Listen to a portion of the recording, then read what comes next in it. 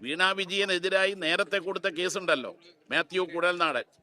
ആ കേസെല്ലാം തിരുവനന്തപുരം വിജിലൻസ് കോടതിയും അതുപോലെ തന്നെ മൂവാറ്റുപുഴ വിജിലൻസ് കോടതിയും തള്ളുക മാത്രമല്ല, അതിനുശേഷം ഹൈക്കോടതിയും സുപ്രീം കോടതിയും ഇതിൽ യാതൊരു കഴമ്പുമില്ലെന്ന് പറഞ്ഞിട്ട് തള്ളിയതാണ്. മാത്യു കുഴൽനാടിനെതിരായി ശക്തമായിട്ടുള്ള വിമർശനം കോടതി ഉന്നയിച്ചതുമാണ്.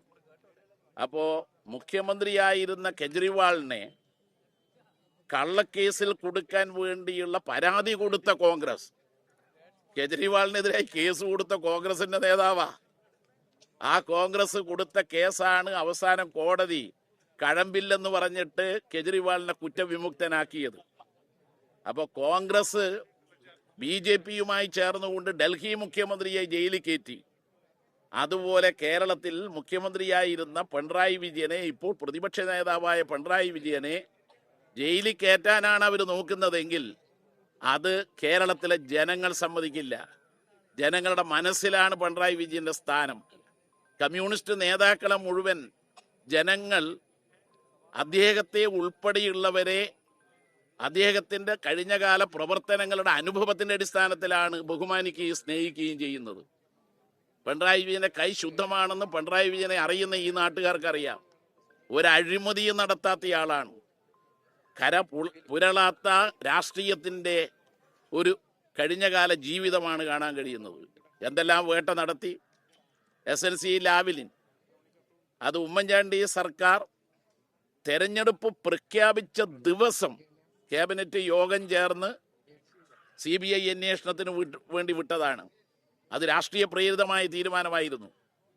ആ കേസിൽ 19 അടവും പയറ്റിയിട്ടും പിണറായി വിജയനെ കൊടുക്കാൻ കഴിഞ്ഞില്ല എന്നതാണ് ആ കേസ് വിചാരണക്കെടുത്ത കോടതി വിചാരണ പോലും നടത്താതെ ആ കേസിൽ നിന്ന് പിണറായി വിജയനെ കുറ്റവിമുക്തനാക്കിയത്. അതല്ല ചരിത്രം. അതേ ചരിത്രമായിരിക്കും ഇതിലും ഉണ്ടാവുക. അതുകൊണ്ട് നിയമപരമായി ഞങ്ങൾക്ക് അശേഷ സംശയമില്ല. ആരെങ്കിലും സേവനത്തിന് ചെയ്ത ജോലിക്ക് കാശ് വാങ്ങിയാൽ, കൂലി വാങ്ങിയാൽ, അതും ബാങ്ക് ത്രൂ ഈ പറയുന്ന കാശ് വാങ്ങിയാൽ ആരെങ്കിലും അതിന് ടാക്സ് കൊടുക്കുമോ? കൈക്കൂലിക്കാരെങ്കിലും നികുതി കൊടുക്കുമോ? വീണ വിജയൻ 1.72 കോടി ഉറുപ്പിക അവർ നൽകിയ സേവനത്തിനാണ് പ്രതിഫലമായി വാങ്ങിയത്. അത് ചെയ്ത ജോലിക്കുള്ള വേതനമാണ്, അത് കൈക്കൂലിയല്ല. കൈക്കൂലി ബാങ്ക് അക്കൗണ്ടിലൂടെ വാങ്ങൂല, മാത്രമല്ല ടാക്സ് അടക്കൂല. ആദ്യം മാത്യു കുഴൽനാടനും കോൺഗ്രസും പറഞ്ഞത് എന്താ? നികുതി അടച്ചിട്ടില്ലെന്നാണ്. നികുതി അടച്ചതിൻ്റെ രേഖ പുറത്തു വന്നപ്പോൾ പിന്നെ മിണ്ടാട്ടമില്ല. അതുകൊണ്ട് എക്സാലോജിക്കിൻ്റെ പേരിലാണ് ഈ റെയ്ഡെങ്കിൽ ഇന്ന് അർദ്ധരാത്രി വരെ റെയ്ഡിന് വന്ന ഉദ്യോഗസ്ഥന്മാർ കുത്തിയിരുന്നാലും ഒന്നും കിട്ടാൻ പോകുന്നില്ല. അത് ഇവിടെ നിന്നും കിട്ടൂല, തിരുവനന്തപുരത്തു നിന്നും കിട്ടൂല, കോഴിക്കോട് നിന്നും കിട്ടൂല. അവരെ ഞങ്ങൾ വേറെ ഒന്നും ചെയ്യൂല. അവര് യജമാനന്മാരെ തൃപ്തിപ്പെടുത്താൻ വന്ന വൃത്യന്മാരാണ്. യജമാനന്മാരാരാ? BJPയും കോൺഗ്രസുമാണ്. അവരെ തൃപ്തിപ്പെടുത്താൻ വന്നവരാണ്.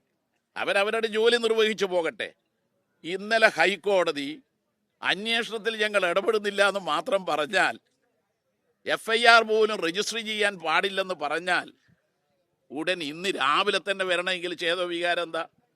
അവിടെയാണ് VD സതീശന്റെ, മുഖ്യമന്ത്രിയുടെ ഇന്നലത്തെ ഡൽഹി യാത്ര. ആ ഡൽഹി യാത്ര പ്രധാനമന്ത്രിയെ കണ്ടതിന് ശേഷം BJPയും കോൺഗ്രസും തമ്മിൽ ഡീൽ ഉറപ്പിച്ചിട്ടാണ് ഇവിടെ വന്നത്. അതുകൊണ്ട് എല്ലാ കോടതിയും തള്ളിക്കഴിഞ്ഞ, ജനങ്ങളെ മുമ്പിൽ യാതൊരു തെറ്റും ചെയ്യാത്ത പിണറായി വിജയനെയും കുടുംബത്തെയും വേട്ടയാടാൻ അനുവദിക്കില്ല. അത് രാഷ്ട്രീയ വേട്ടയാണ്. രാഷ്ട്രീയ വേട്ടയെ രാഷ്ട്രീയമായി നമ്മൾ നേരിടും. അതുകൊണ്ട് അതിൽ ഞങ്ങൾക്ക് അശേഷ സംശയമില്ല. ഇതുപോലെയായിരുന്നു ലാവ്ലിൻ കേസും. ഇവർ 18 അടവും പയറ്റി 19ലേക്ക് എത്തിയപ്പോൾ കോടതിയിൽ പോയി. കോടതി അത് കുറ്റപത്രത്തിൽ കുറ്റം വായിക്കാതെ തന്നെ തള്ളേണ്ടി വന്നു. ഇതെന്തൊരു കുറ്റോ? എന്ത് തെറ്റായി ഇയാൾ ചെയ്തത്? ലാവ്ലിൻ കമ്പനി അവരുടെ ഒരു ക്യാൻസർ സെന്റർ തുടങ്ങാമെന്ന് പറഞ്ഞു. അത് മലബാറിൽ ഇന്ന് ദക്ഷിണേന്ത്യയിലെ നമ്പർ 1